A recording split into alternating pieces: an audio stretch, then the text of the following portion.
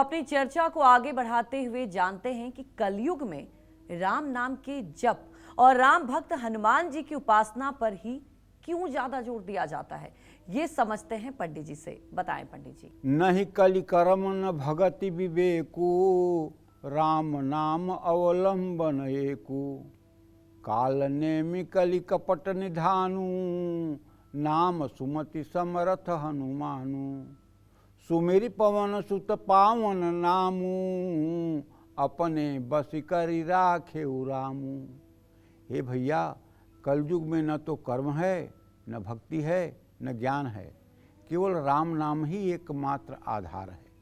जिस प्रकार कपटी कालनेमी को मारने में श्री हनुमान जी समर्थ हैं, उसी प्रकार बुद्धिमान मनुष्य कलयुग में कालनेमी रूपी कपट को राम नाम से मारकर कपट रहित हो सकते हैं। महामंत्र जो जपत महेशु, काशी मुक्ति हेतु उपदेशु। महिमा जासु जान गण राउ, प्रथम पूजियत नाम प्रभाऊ। राम नाम वह महामंत्र है जिसे भगवान शिव निरंतर जपते हैं। अस कही जपन लगे हरि नामा, चली सती जहाँ प्रभु सुख धामा। तो भैया, जो कि जन्म मृत्यु के चक्र से मुक्त होने के लिए सबसे आसान ज्ञान है, वह है राम नाम की महिमा। श्री गणेश जी जानते हैं, जो कि इस नाम के प्रभाव के कारण ही सर्वप्रथम देवताओं में पूजित हुए। और राम नाम की कहाँ तक आपसे प्रशंसा करें, आपको बताएं। उत्तर प्रदेश के एक नगर में दो भाई निवास करते थे। एक भाई नौकरी करता था और छोटा वाला भाई बहुत ज़्यादा शराब पीता था। बड़ा वाला भाई बड़ा धार्मिक और बड़ा भजनानंदी था। हर समय साधु संतों की सेवा में मन लगाता था, भगवान के नाम जप में मन लगाता था, साधु संतों की सेवा करता था। और छोटा भाई बहुत शराब पीता था। तो बड़ा भाई जब कहीं रास्ते में साधु संत मिल जाते थे तो उनको दंडवत प्रणाम करके अपने घर ले आते थे और उन्हें मतलब कि बढ़िया बढ़िया दिव्य प्रसाद पवाते थे और उनकी सेवा करते थे। लेकिन जब छोटा भाई आ जाता था तो वो सारे साधु संतों को गालियाँ देने लगता था कि ये लोग हराम का खाने वाले आ गए हैं, ये लोग मतलब कि मुंह उठाए हर समय खाने के लिए आते रहते हैं। इससे साधु संतों को काफ़ी अपमान महसूस होता था। एक बार अयोध्या के एक संत अपने शिष्यों के साथ जा रहे थे। बड़े भाई ने साष्टांग प्रणाम किया, कहा प्रभु आज मेरा आतिथ्य स्वीकार करिए। संत लोग सरल होते हैं, मान गए उसके यहाँ। उसने खूब विधि से उनके पैर धोए, उनकी सेवा की, उनके लिए उत्तम दिव्य भोजन की व्यवस्था की। भोजन जब वो लोग कर चुके, इतने में छोटा भाई आ गया और वो लगा गालियाँ देने।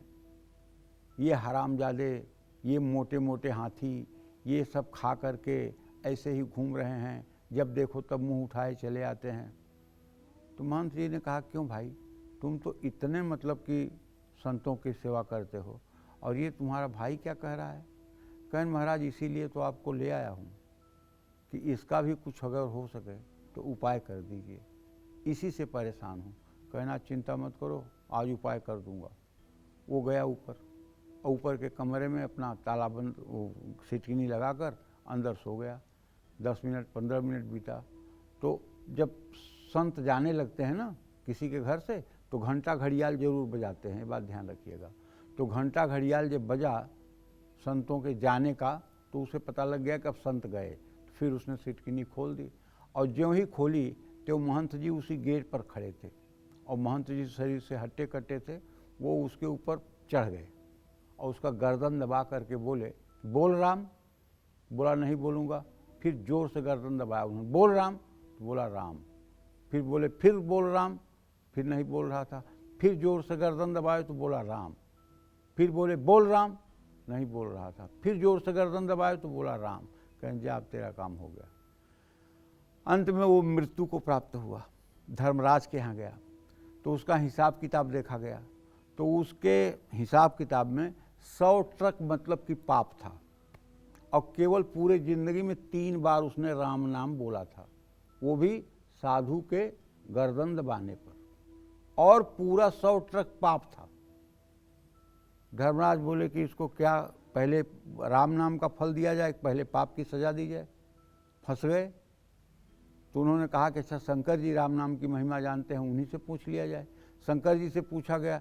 शंकर जी कह रहे भैया मैं क्या बताऊंगा, राम नाम की महिमा कौन बता सकता है, ब्रह्मा जी से पूछ लीजिए। ब्रह्मा जी से पूछे तो ब्रह्मा जी कहे मैं भी कुछ नहीं बता सकता हूँ, साकेत में चल के राम जी से ही पूछिए। तो साकेत माने अयोध्या, वहाँ राम जी के पास गए, धर्मराज गए, ब्रह्मा गए और वो जातक गया। पूछे क्या है, तो बोले कि इसने पूरे जीवन में 3 बार राम कहा है और इसके 100 ट्रक पाप हैं, इसको कौन सा कैसा दंड मिलना चाहिए। धर्मराज बोले 3 बार राम कहा है ना, कहें हाँ, कहें इसको हमारे बगल में भेज दो। बगल में बैठा के बोलो इसको मुक्त कर दो, और उसको मुक्त कर दिया। तो अगर 3 बार भी राम नाम निकल जाए, और ख़ास करके तब जब प्राण पखेरु निकलने वाले हों, उस समय अगर राम नाम किसी के कान में भी पड़ जाए, राम नाम का दूसरे लोग भी संकीर्तन करके अगर कान में वो शब्द चला जाए और मुंह से शब्द निकल आए राम नाम, बहुत बड़ी बात होती है। उसको फिर इस आवागमन के चक्कर से मुक्ति मिल ही जाती है।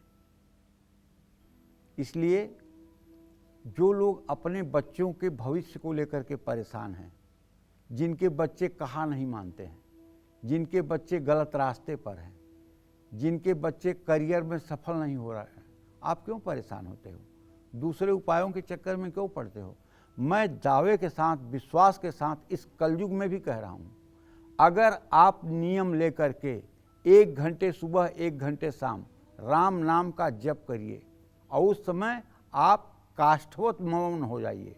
मतलब चाहे कोई आपका बेल बजाए, चाहे कोई घंटी बजाए, चाहे कोई कुंडी खड़काए और चाहे कोई आग में जल जाए, आप उठिए मत 1 घंटे, बस राम नाम में अपने को तन्मय कर दीजिए।